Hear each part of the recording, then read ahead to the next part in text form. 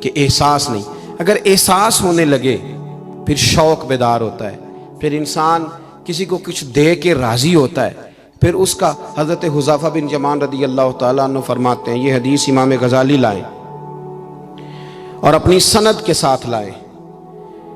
حضرت حذیفہ بن یمان رضی اللہ تعالیٰ عنہ فرماتے ہیں، میں نبی پاک صلی اللہ علیہ وسلم کے ساتھ ایک سفر میں تھا، گرمی بڑی شدید تھی، ایک جگہ پہ باغ نظر آیا تو تھوڑا سا سستانے کے لیے سرکار اس باغ کو برکت دینے کے لیے تشریف فرما ہوئے تو سامنے کنواں بھی نظر آیا، تو تبا مبارک چاہی کہ غسل ہی نہ کر لیا جائے۔ کہتے ہیں حضور سید عالم علیہ السلام کنویں کے قریب چلے گئے غسل فرمانے کے لیے، تو کپڑوں سمیت سرکار غسل فرما رہے تھے، پھر بھی مجھے فرمایا کہ ذرا چادر تان کے نہیں کھڑے ہو جاتے؟ یہ نا زیادہ شرم والا ہوتا ہے کھلا لباس، اس میں زیادہ احساس ہوتا ہے۔ یہ گرمیاں آتی ہیں نا تو سمجھدار آدمی بھی خالی بنیان میں گھومنے لگتا ہے، سیاںا بندہ بھی اچھا نہیں لگتا، تہذیب کے مطابق نہیں۔ ہماری وزاداری جو ہوتی ہے وہ باہر نہیں، گھر کے اندر بھی ضروری ہوتی، بیٹیاں ہیں، بہنیں ہیں، گھر کے اندر بڑا اچھا رویہ انسان کا ہو تاکہ خوبصورتیاں اور خوشبوئیں بکھریں۔ کپڑوں سمیت غسل فرما رہے ہیں اور حضرت حذیفہ بن یمان کہتے ہیں میں چادر تان کے کھڑا ہو گیا، سرکار تھوڑے سے غسل کے بعد فرمانے لگے، حذیفہ گرمی بڑی تھی، نہانے میں بڑی لذت آ رہی ہے، تو میں تھوڑا اور نہ نہاؤں؟ تو میں نے کہا حضور میری تو نوکری قبول ہو رہی ہے، میرے لیے تو سعادتیں۔ کہتے ہیں سرکار نے تھوڑا غسل کیا، اب حضور بس کرنے لگے تو میں نے عرض کی، میں نے کہا یا رسول اللہ میری خواہش ہے کہ تھوڑا اور غسل فرمائیں۔ سرکار نے تھوڑا اور غسل کیا، میں نے کہا حضور اور کریں۔ کچھ دیر حضور غسل کرتے رہے، تکمیل غسل پر میں بڑا راضی تھا، کلیجہ بڑا ٹھنڈا تھا کہ آج میری خدمت قبول ہوئی، آج مجھے حصے میں یہ سعادت آئی۔ کہتے ہیں جب میں فارغ ہوا نا تو حضور فرمانے لگے چل اب تو بھی غسل کر، تو بھی غسل کر اب۔ تو میں غسل کرنے لگا تو فرمایا ادھر دیکھنا میری طرف۔ یہ ہمارے ہاں نا کچھ لوگ بن کے بیٹھ گئے اور انہوں نے سمجھا کہ شاید چونکہ میں لیڈر ہوں، شاید میں سربراہ ہوں اور باقیوں پر لاگو ہے کہ میری گاڑی کے پیچھے دوڑیں اور میرے نعرے لگائیں۔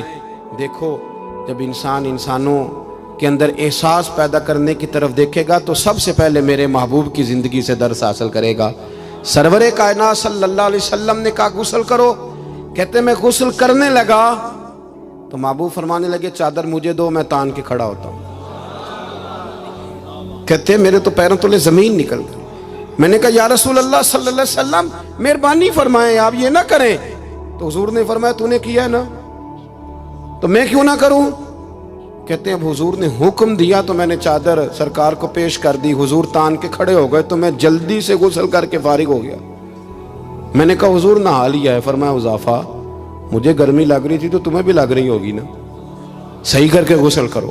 کہتے ہیں میں غسل کر چکا، یارو ذرا اس کی لذت تو محسوس کر لو۔ کوئی حرج نہیں یار، اگر کوئی کام ہمیں کبھی اپنے ہاتھ سے کرنا پڑ جائے کوئی مسئلہ نہیں۔ اگر آسمانوں پہ چلو گے تو زمین والوں سے پیار نہیں بڑھے گا، اور اگر زمین والوں کے بیچ رہو گے پیار کرو گے تو محبتیں بڑھیں گی۔ حضرت حذیفہ بن یمان کہتے ہیں کہ میں پھر تھوڑی دیر غسل کے بعد عرض کی حضور کر لیا غسل؟ تو کہتے ہیں اور سرکار نے میری طرف غور سے دیکھ کر فرمایا حذیفہ دو حرفی بات ہے، جتنی دیر میں نے غسل کیا تم بھی اتنی دیر ہی کرو گے، اور کرو گے تو بات ختم ہوگی ورنہ یہ بات ختم نہیں ہوگی۔ حضرت حذیفہ بن یمان فرماتے ہیں میں نہا بھی رہا تھا اور مدینے والے رسول پہ درود و سلام بھی پیش کر رہا تھا۔ دیکھو اگر یہ شدت آئے نا، دیکھیں میں اکثر دوستوں سے کہا کرتا ہوں کہ میرے جیسے آدمی کو نا بن جاتی ہے عادت سٹیج پہ بیٹھنے کی، آپ یقین کریں بن گئی ہے، مثال نہیں دے رہا صحیح کہہ رہا ہوں۔ اب کئی دفعہ ایسے ہوتا ہے کہ بہت ساری محافل میں نا چاہیے نا بندہ پیچھے بیٹھ جائے، لیکن وہ ایسی جو نجی جو اساتذہ کی ہیں، جو بزرگوں کی ہیں، جن میں بڑے بیٹھے، ان میں بھی کئی دفعہ شک ہونے لگتا ہے کہ آگے ہی جانا ہے، حالانکہ نہیں جانا۔ اور کئی ایسے چودھری صاحب، پیر صاحب، صوفی صاحب ہوتے ہیں جو گردن اٹھا اٹھا کے نقیب محفل کو دکھاتے ہیں کہ میں آ گیا ہوں، کر لے اعلان کسی طریقے سے، پھر آپ تنگ ہوتے ہیں۔ پھر دیکھیں نا اس محفل کا بھلا مہمان خصوصی میں تو نہیں، اس میں محفل کے تو مہمان خصوصی وہ ہیں جنہوں نے یہاں جھاڑو دیا ہے، جنہوں نے لوگوں کو دعوت دی ہے، اور جو بیٹھ کے دائیں بائیں دیکھ کے بڑے راضی ہو رہے ہیں دل ہی دل میں کہ دیکھا ہماری محفل کتنی کامیاب ہوئی۔ ذوق پیدا ہو رہا ہے، شوق پیدا ہو رہا ہے۔ ہم اگر احساس کرنے لگیں، تھوڑا سا بیچ رہنے لگیں لوگوں کے، حسن پیدا ہوگا، پیار بڑھے گا، بھائی کے ساتھ رشتہ مضبوط ہوگا، دوستوں کے ساتھ تعلق مضبوط ہوگا۔ یہ جو ملازم چھوڑ کے چلا جاتا ہے نا، اس کو 5,000 زیادہ ملتا تو نکل جاتا ہے، اس کی وجہ یہ تھی کہ آپ کا اس کے ساتھ رشتہ مضبوط نہیں تھا۔ اگر تعلق مضبوط ہو جائے، مولا علی شیر خدا، مولا کائنات حضرت مولا علی شیر خدا کرم اللہ تعالی وجہ الکریم کا خادم کہتا ہے مجھے ایک دن فرمانے لگے، یعنی خادم کو، غلام کو فرمانے لگے یار کپڑے تیرے بھی پرانے ہو گئے ہیں تو میرے بھی ہو گئے، چل خریداری کرنے نہ چلیں۔ کہتے مجھے لے گئے بازار اور 2 جوڑے حضرت علی نے خریدے، ایک خاصا مہنگا تھا، ایک سستا تھا۔ میں سمجھ گیا کہ مہنگا آقا کا ہے اور سستا غلام کا ہے۔ کہتے ہیں وہ تھیلے میں ڈالے، اٹھانے میں نے وہ اٹھائے اور میں چلنے لگا۔ کہتے ہیں جب وہ چوک آیا نا جہاں سے مولا کائنات شیر خدا کرم اللہ تعالی وجہ الکریم نے اپنے حجرہ نور میں جانا تھا اور میں نے اپنے گھر میں جانا تھا، تو حضرت مولا علی شیر خدا فرمانے لگے لا بھی بیٹا میرے والا سوٹ مجھے دے دے۔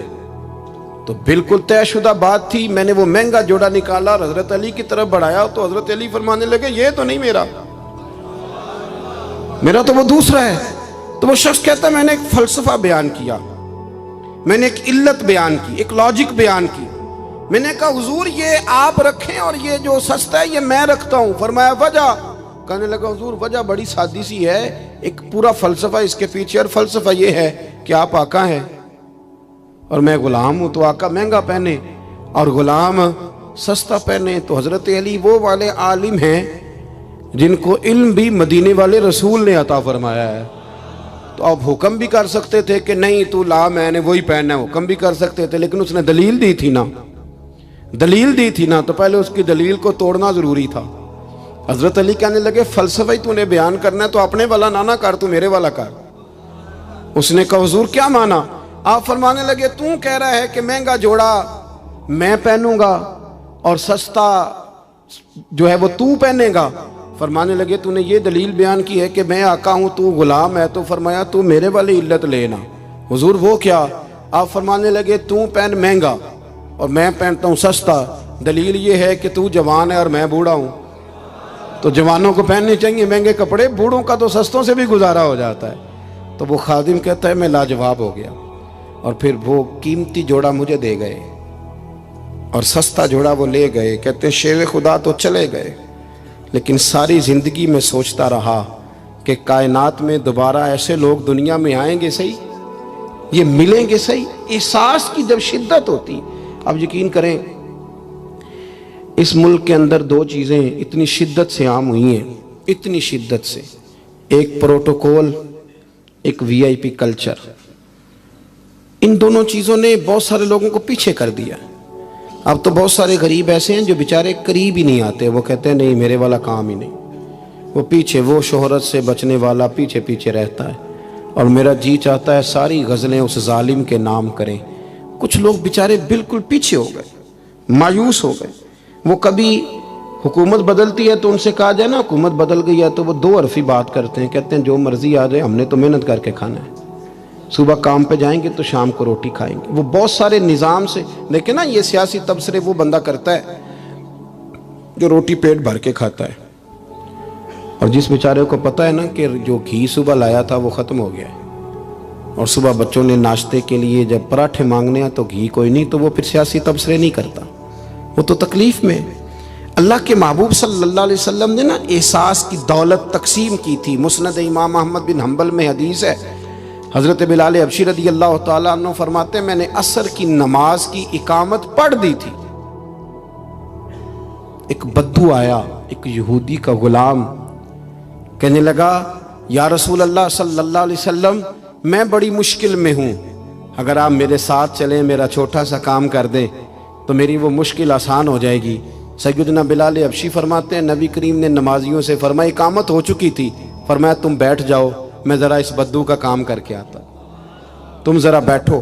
میں صرف اشارے کرتا ہوں، آپ کو ملے گا کہ حضرت جابر ابن عبداللہ کا قرضہ اتارنا تھا تو سرکار کھیت تک گئے اور باقاعدہ سفارش کی ان کی۔ اب تو لوگ کہتے ہیں نا جب تک وہ خدمت کر رہا ہے تو تب تک وہ خدمت گزار ہے، کہیں الجھ جائے تو کہتے ہیں اس کا ذاتی مسئلہ ہے، اور میں ذاتی معاملات میں مداخلت نہیں کرتا۔ تو میاں جب آپ کے پاس تھا، آپ کا ورکر تھا، تب ذاتی مسئلہ کیوں نہیں تھا؟ اب وہ الجھ گیا ہے تو ذاتی مسئلہ ہے۔ ایک عورت رو رہی تھی تو سرکار سفارش کے لیے اس کے ساتھ نہیں چلے گئے تھے کہ میری مالکن مجھے مارے گی؟ آپ کتب حدیث، کتب سیرت کو پڑھیں۔ یہی وجہ تھی کہ حضور کے غلاموں میں وہ درد آیا، بڑے زور شور سے آیا۔ امیر المومنین سیدنا فاروق اعظم رضی اللہ تعالیٰ، اس شخص کا آپ جاہ و جلال دیکھیں نا تو کسرا کا بادشاہ کہتا ہے عمر ملنا ہے، تو عمر فرماتے ہیں میرے پاس وقت نہیں، میں نہیں ملتا، مجھے کیا ضرورت ہے کسی کی، یہ جاہ و جلال ہے۔ اور انسانیت کی خدمت کا جذبہ کیا ہے؟ چہرے پہ نقاب اوڑھ کے رات کو گھوم رہے ہیں، سامنے ایک خیمہ نظر آ گیا، سیدنا فاروق اعظم قریب گئے تو ایک آدمی خیمے میں ہے اور بڑی پریشانی میں ہے، اندر سے نکلتا ہے پھر اندر جاتا ہے۔ فرمایا خیریت ہے؟ کہنے لگا بڑی دور سے آیا ہوں، امیر المومنین سے ملنا تھا، رات ہو گئی یہیں، میری بیوی کہ ہاں ولادت ہونی اور وقت قریب آ گیا، وہ تکلیف میں، تو یہیں خیمہ لگا کے میں نے بٹھا لیا ہے۔ تو غلام آپ کون ہیں؟ تو حضرت عمر کہنے لگے تو مجھے چھوڑ میں ابھی آیا۔ گھر گئے حضرت عمر، توجہ ہے میری بات پر؟ بس سمیٹنے لگا ہوں۔ گھر گئے اور خاتون اول سے کہا، ملکہ سے کہا، اپنی اہلیہ سے فرمایا، فرمانے لگے کوئی نیکی کمانے کا ارادہ ہے؟ وہ کہنے لگی بڑا ارادہ ہے۔ تو کہنے لگے پھر بچے کی ولادت کے لیے جن چیزوں کی حاجت ہوتی ہے وہ ساتھ لے لو۔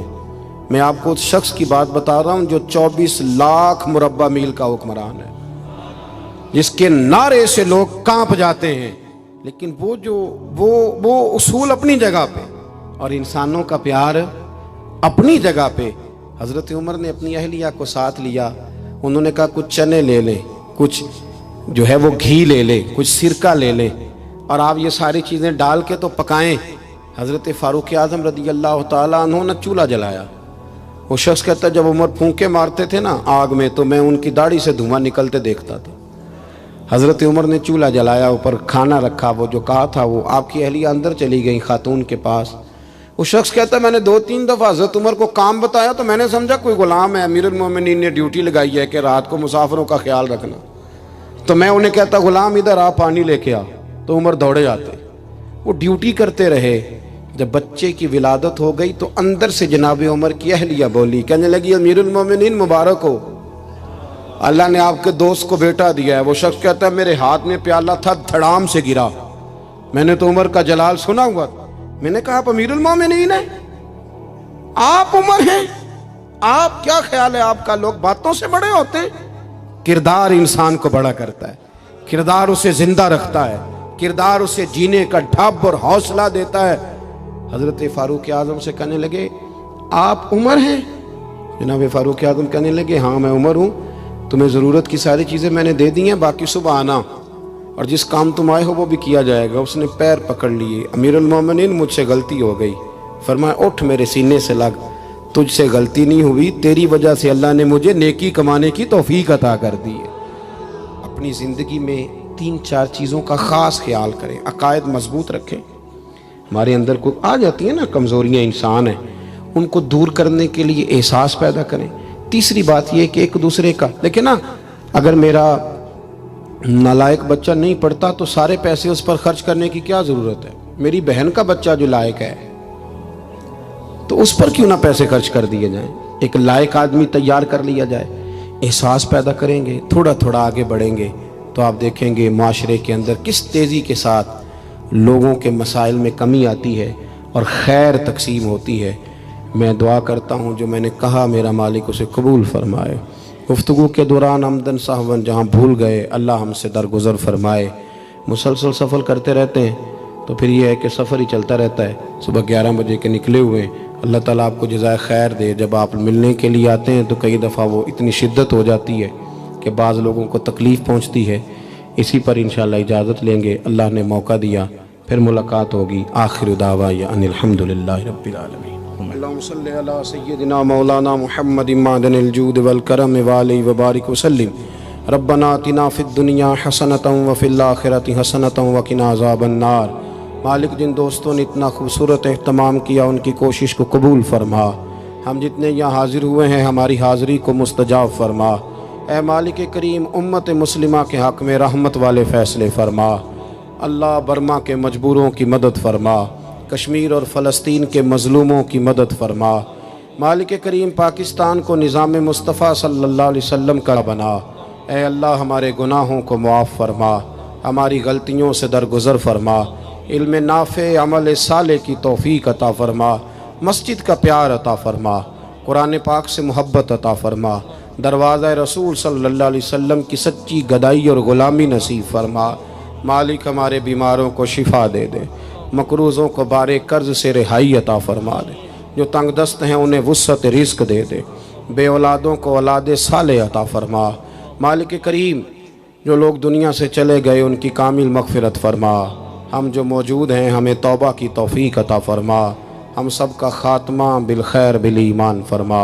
اللہم انا نسألک العفو والعافیۃ فی الدین والدنیا والآخرہ، رب اغفر وارحم وانت خیر الراحمین، وصلی اللہ تعالی علی حبیبہ سیدنا و مولانا محمد۔ آج اس محفل کی آڈیو ریکارڈنگ کے لیے قادری ساؤنڈ سسٹم